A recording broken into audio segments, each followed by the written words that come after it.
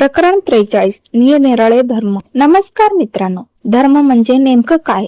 ईश्वरावर विश्वास ठेवणे, परंपरा पाळणे की माणसाला माणूस म्हणून जगण्याचा अधिकार देणे?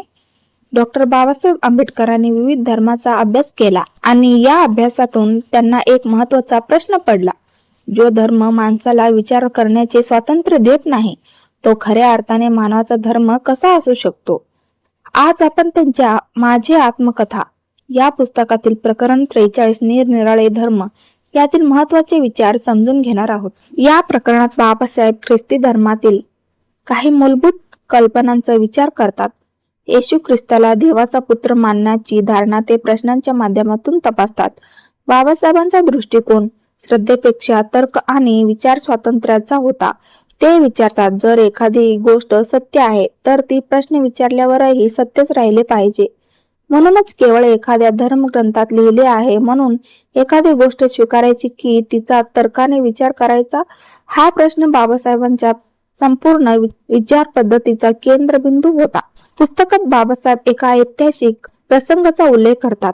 राजा जॉर्ज पाचवा यांच्या काळातील एका विवाहाच्या संदर्भातून ते दाखवून देतात की धार्मिक नियमांचा समाज आणि राजकारणावर किती मोठा प्रभाव पडू शकतो. सुरुवातीला एखादा धार्मिक नियम किंवा आचार हा वैयक्तिक वाटतो, पण तोच नियम जेव्हा समाजाच्या नैतिकतेचा भाग बनतो तेव्हा त्याचे परिणाम खूप दूरवर जातात.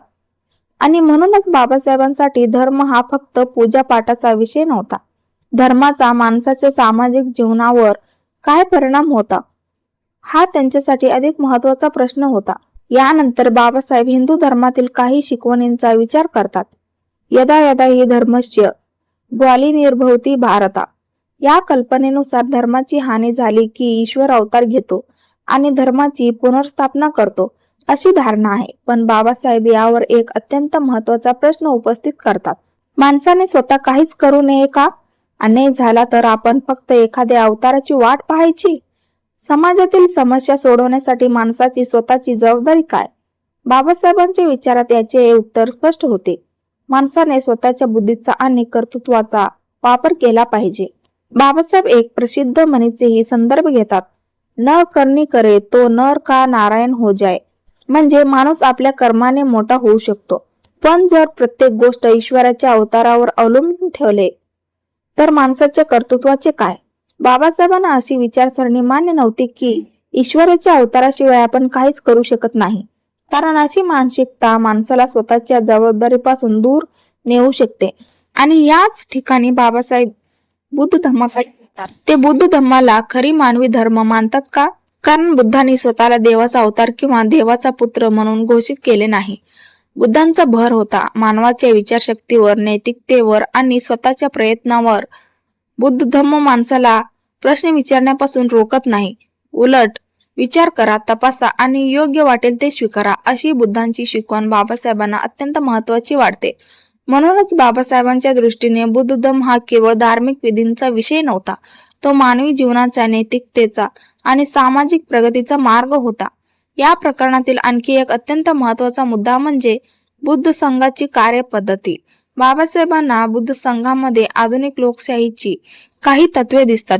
उदाहरणार्थ, एखादा महत्त्वाचा प्रश्न असेल तर तो संघासमोर मांडला जात असे. सदस्यांना आपले मत मांडण्याची संधी दिली जात असे. निर्णय घेण्यासाठी मतदानासारख्या पद्धतीचा वापर केला जात असे. इतकंच नाही तर संघातील कामकाजासाठी ठराविक नियम आणि शिस्त होती.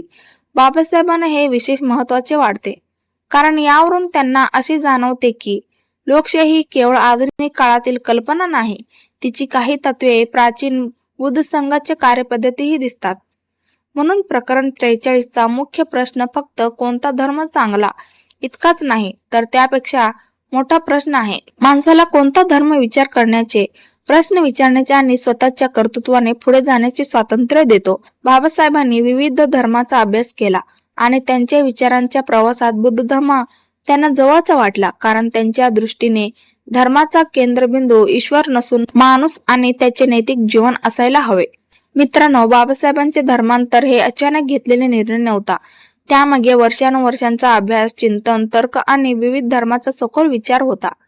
आणि म्हणूनच बाबासाहेबांचा धर्मविचार समजून घ्यायचा असेल तर त्यांचे लेखन वाचणे अत्यंत महत्त्वाचे आहे. प्रकरण 43 निरनिराळे धर्म आपल्याला एक गोष्ट नक्की शिकवते. श्रद्धा असू द्या पण विचारांची दारे बंद करू नका. धर्म असू द्या पण माणुसकीला केंद्रस्थानी ठेवा आणि कोणतीही गोष्ट स्वीकारण्याआधी तिला बुद्धीच्या कसोटीवर तपासा. हा विचार तुम्हाला पटला असेल तर व्हिडिओला लाईक करा, कमेंटमध्ये तुमचे मत नक्की सांगा आणि हिस्टॉरिकल मिरर हे यूट्यूब चॅनेल सबस्क्राईब करा. पुन्हा भेटूया बाबासाहेबांचा आणखी एका विचार प्रवर्तक प्रकरणासह. जय भीम.